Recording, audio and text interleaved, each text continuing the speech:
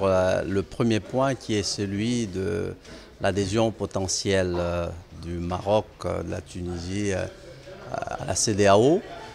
Les analyses et les discussions qui ont eu lieu au cours des 2 jours ont conclu que les aspects dont nous avons discuté, qui sont les aspects commerciaux, ne sont qu'une partie de l'ensemble des sujets que doivent considérer les chefs d'État pour pouvoir dire s'ils infirment ou ils confirment la venue du Maroc à la CEDEAO. En effet, en plus des questions tarifaires, en plus des questions de commerce de façon générale, il y a des questions politiques, il y a des questions juridiques, il y a des questions sécuritaires, il y a des questions reliées à la libre circulation des personnes qui doivent être réglées. Donc ce dont nous avons discuté ici en détail sur les questions commerciales, qui peut perdre, qui peut gagner selon les modèles, ne sont qu'une partie.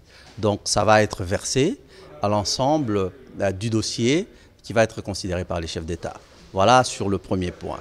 Et le deuxième qui constitue la question de la zone de libre-échange continentale, en principe, il a été retenu que les pays qui n'ont pas encore signé, nous avons 44 qui l'ont fait, ce n'est pas qu'ils ne sont pas d'accord ou qu'ils ne sont pas intéressés par notre marche vers la communauté économique africaine.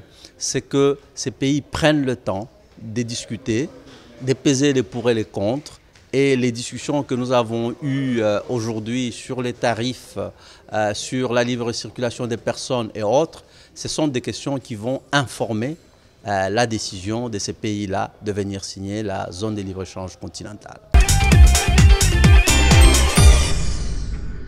17,6 milliards de francs CFA, c'est la somme que la Côte d'Ivoire entend décaisser ce 28 juin pour payer aux ayants droit la marge semestrielle et rembourser partiellement son emprunt islamique dénommé Soukouk État de Côte d'Ivoire 5,75% 2015-2020. Au total, 2,616 milliards de francs CFA seront consacrés au paiement de la marge semestrielle, tandis que 15 milliards de francs CFA seront alloués au remboursement du capital. Levé sur le marché financier de l'Union économique et monétaire ouest-africaine UEMOA entre le 20 novembre et le 21 décembre 2015, le président Soukouk visait la mobilisation d'une enveloppe de 150 milliards de francs CFA, soit environ 260,86 millions de dollars, adossés à des actifs compatibles avec les principes de la finance islamique pour le financement de certains projets de développement économique et social du pays.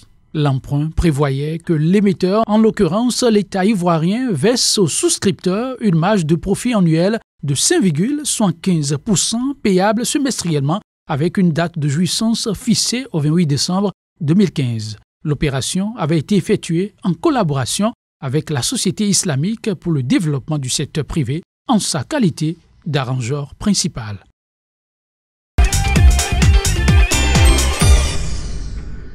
L'économie nigériane est la plus exposée au risque du terrorisme en Afrique. C'est ce qui ressort du rapport intitulé 2018 System Risk Index, diligenté par la société Lloyds. Ce rapport indique que l'économie nigériane pourrait perdre près de 437 millions de dollars par an en matière de produit intérieur brut à cause des risques liés au terrorisme. Cette estimation classe le Nigeria au 3e rang des économies les plus exposées au terrorisme dans le monde, juste derrière l'Irak et la Turquie. Sur le continent africain, Abuja tient le haut du pavé juste devant le Caire avec qui il fait partie du top 10 mondial. Les pertes du terrorisme au Nigeria se manifestent surtout au niveau des infrastructures, mais elles affectent aussi la confiance des investisseurs. De plus, la faible résilience de l'économie nigériane augmente considérablement le risque de son exposition aux actions terroristes menées principalement par la secte Boko Haram. Le 2018 System Risk Index soutient par ailleurs que le risque de vulnérabilité pourrait être de plus en plus important au vu de la tendance ascendante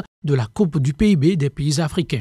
Cette année, en effet, le Nigeria pourrait atteindre une croissance économique de 2,1% en hausse par rapport à 2017. D'autant que, pour effectuer son classement, la société Lloyds se base sur 279 villes, dont entre autres Lagos au Nigeria, représentant les moteurs de la croissance économique et analyse leur vulnérabilité par rapport à environ 22 menaces naturelles ou artificielles.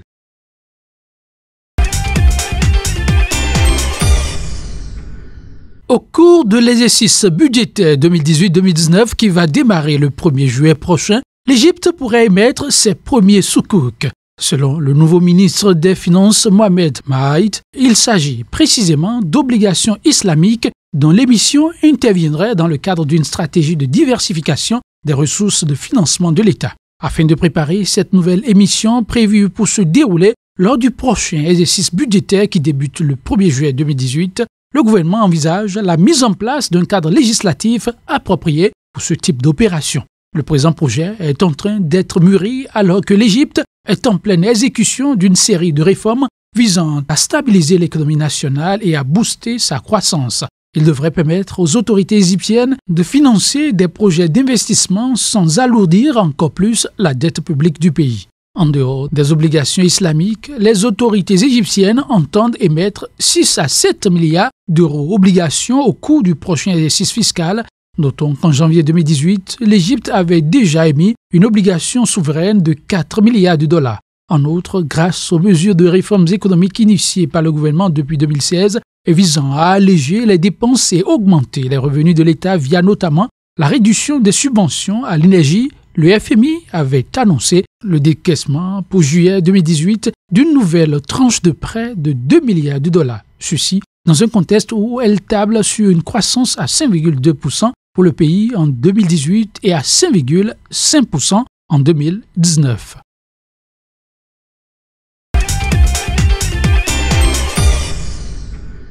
Pendant 2 jours, les experts du Bureau sous-régional Afrique de l'Ouest de la Commission économique des Nations Unies, réunis à Cotonou au Bénin, aux côtés des experts d'autres pays africains, chercheurs, universitaires, membres de la société civile, représentants des organisations internationales, ont mené des discussions assez franches et ouvertes sur 2 sujets principaux, l'élargissement de la CEDEAO et la zone de libre-échange continentale africaine. À l'endroit des États, ils recommandent qu'au regard des niveaux de pertes, quoique faibles, que les pays devraient adopter de bonnes règles d'origine et créer des opportunités d'investissement directs étrangers qui, à terme, devraient permettre d'aboutir à des résultats positifs.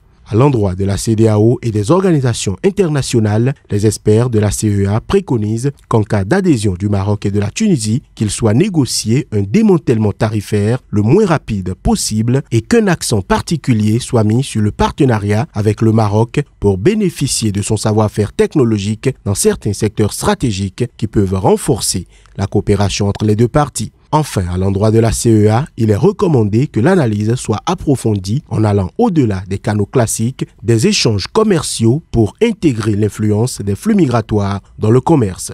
Les discussions, c'est une bonne chose, mais la chose la plus importante maintenant que nous devons faire, c'est de porter les quelques recommandations qui sont ressorties de nos discussions vers ceux-là qui, à la fin, vont devoir être impliqués dans le processus de prise de décision sur ces 2 questions importantes de notre sous-région.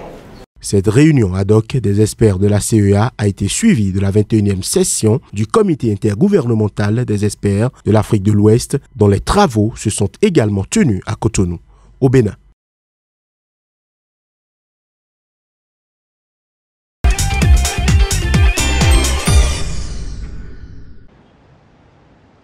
« 23 ans après le génocide, le paysage de Kigali s'est radicalement transformé.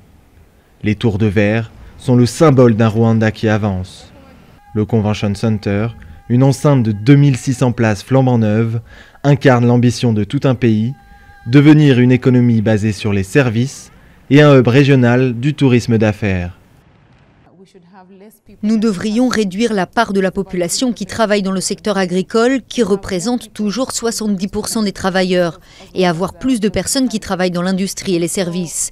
Et une fois que nous y serons parvenus, notre ambition en tant que pays, c'est que le Rwanda devienne une économie basée sur les services et la connaissance.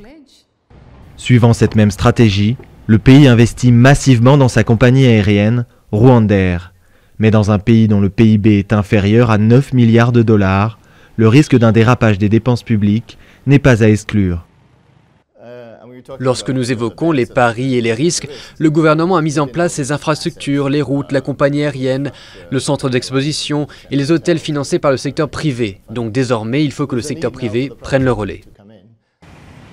Si le secteur privé se fait encore attendre, le FMI considère que la dette publique n'est pas alarmante et que la stratégie du Rwanda est la bonne. Mais ce développement effréné semble loin, très loin des préoccupations de certains Rwandais. 39% de la population vit toujours sous le seuil de pauvreté.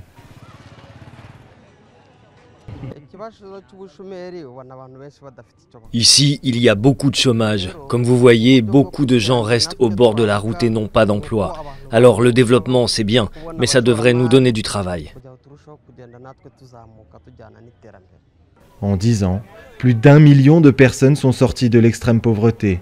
Même si, selon la Banque mondiale, le Rwanda reste le pays d'Afrique centrale où les inégalités sont les plus grandes.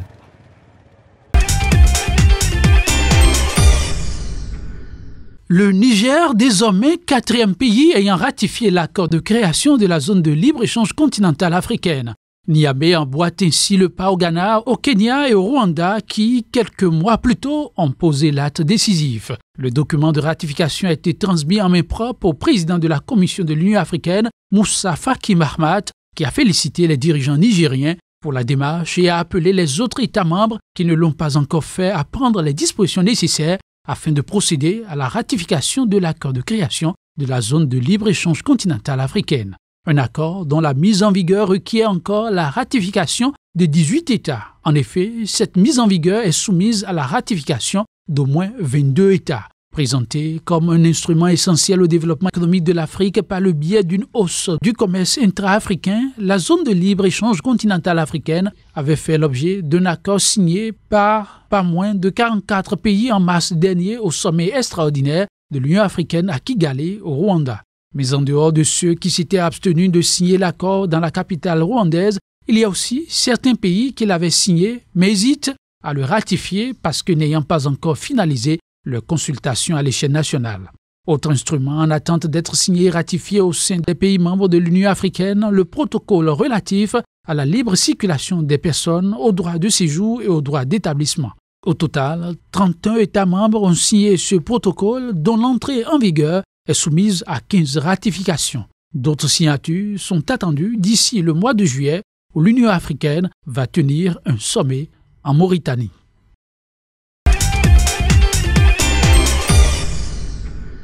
En l'espace de 4 décennies, le nombre de producteurs de café est passé de 300 à 20 en République démocratique du Congo. Parallèlement, les exportations de café ont reculé dans le pays de 120 000 tonnes à 11 000 tonnes, soit une chute drastique de 90,83%. À en croire les responsables de la Fédération des entreprises du Congo, cette situation est imputable à la faiblesse de la productivité dans le secteur agricole, au problème d'évacuation des produits, à l'abandon des plantations de café et cacao et au manque d'entretien des plantations existantes. Également en cause, les rébellions et guerres que la République démocratique du Congo a connues, notamment dans les régions de l'Est, sans oublier les fraudes qui permettent de vendre la production sous d'autres étiquettes. Cette situation ne laisse pas indifférentes les autorités du pays qui envisagent d'inventorier toutes les unités agro-industrielles des filières café et cacao afin de les relancer et contrer efficacement la fraude dans les exportations à travers les services opérant aux frontières. Autre mesure envisagée, l'allègement des conditions d'accès au crédit pour les paysans et les autres opérateurs économiques intéressés, mais aussi la transformation locale de la production. La renaissance de la filière café en République démocratique du Congo pourrait aussi passer par l'investissement dans les voies de communication pour faciliter et fluidifier les échanges sur le territoire national et la mise en place d'une agence nationale de la promotion des exportations.